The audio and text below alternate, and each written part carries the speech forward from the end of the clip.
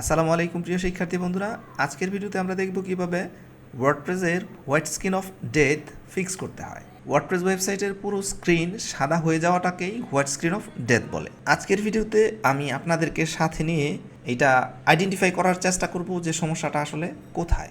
আমি যদি ব্যাক এন্ডে লগ ইন হওয়ার ট্রাই করি, এর ব্যাক এন্ড ঠিকমতো কাজ করতেছে, শুধু ফ্রন্ট এন্ডটা ঠিকমতো কাজ করতেছে না। তো সমস্যাটা কি সেটা আইডেন্টিফাই করার জন্য আমি এইদিকে আগে থেকেই সি প্যানেলে লগ ইন হয়ে আছি এবং আমি চলে যাব public_html এই ফোল্ডারে। যেহেতু আমাদের ওয়েবসাইটের ব্যাক এন্ড কাজ করতেছে, ফ্রন্ট এন্ড কাজ করতেছে না, মানে আমাদের ওয়েবসাইট কিন্তু কাজ করতেছে, ওয়ার্ডপ্রেস কিন্তু নষ্ট হয় নাই। এখন আমি যেটা করব, আমি এই পুরা ফাইলগুলোকে রিপ্লেস করে ফেলবো। রিপ্লেস করার জন্য আমি ফাইলগুলোকে আগে ডিলিট করব। ডিলিট করব কী কী ফাইল সবগুলোকে সিলেক্ট করব। আমি এই কন্টেন্ট ফোল্ডারকে ডিলিট করব না, ইররটাও থাকুক যেন আমি দেখতে পারি যে ইররে কী কী ছিল।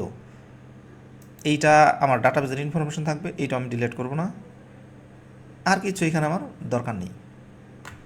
তো আমি বাকি সবগুলো ফাইলকে ডিলিট করে দিচ্ছি। আপনি একটু শিওর হবেন কন্টেন্ট ফোল্ডার, এখানে আপনার ইম্পর্টেন্ট থিমস, প্লাগইনস আর আপনার আপলোড করা ফাইলগুলো থাকে, এটা ডিলিট করা যাবে না।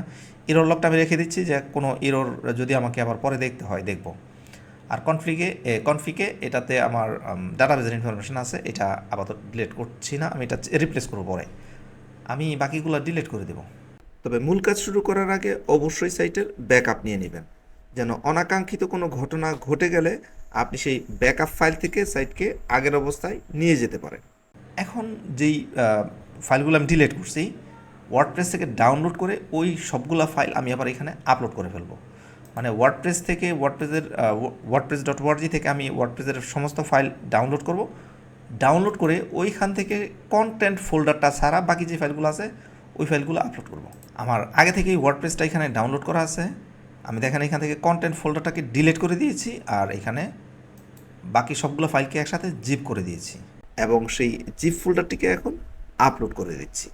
ফাইল আপলোড করা হয়ে গেছে, এখন এই ফাইলটাকে এক্সট্রাক্ট করে দেব। এখানে শুধু কন্টেন্ট ফোল্ডারটা ছিল, বাকি ফোল্ডারগুলো এখন আপলোড হয়েছে। দেখি তো কোনো আপডেট আছে কি না। মনে হয় ঠিক হয়ে গেছে, হ্যাঁ। তো কোথায় সমস্যা ছিল? আমাদের যে ওয়ার্ডপ্রেসের কোর ফাইল আছে, এই কোর ফাইলের সমস্যা ছিল। এই ফাইলগুলো আমরা রিপ্লেস করে দিয়েছি, আর এই যে ব্যাকআপ ফাইলটা আছে এটাকে আমরা এখন ডিলিট করে দিতে পারি। তাই তো আমার এই ওয়েবসাইটের মূল যে এররটা ছিল, এই এররটা সলভ হয়েছে।